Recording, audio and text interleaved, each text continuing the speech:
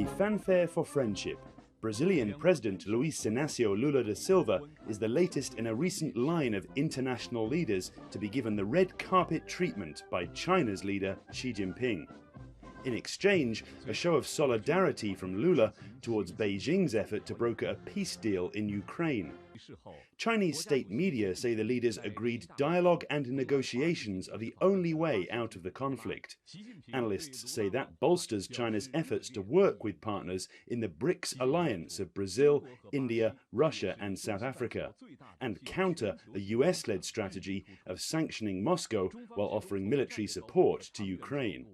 It's important to remember that Brazil is an instrumental part of BRICS and more generally speaking China's multipolar world order that's touted as, at the very least President Xi's conception of a world where you do not have a single hegemon, but instead a polycentric world where Brazil, China and other leading countries in the global south can comprise a prominent pole that balances against what they view to be Western hegemony, so to speak. It's not just politics on the presidential agenda. The two leaders have signed a raft of business deals covering agriculture, energy and infrastructure. China has been Brazil's largest trading partner for more than a decade. Last year, bilateral trade topped $150 billion.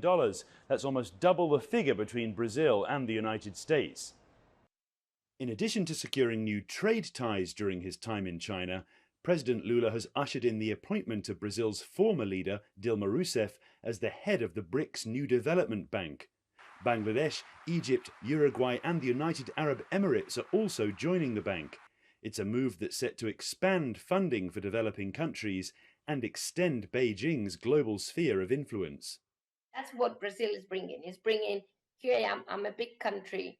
And this is not only about China, this is about the global south as we understand it, we Brazilians in China.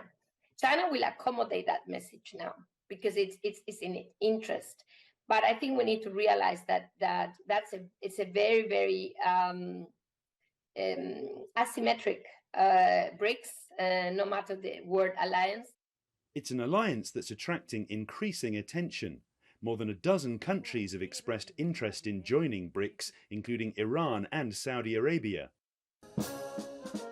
China is backing an expansion of the bloc.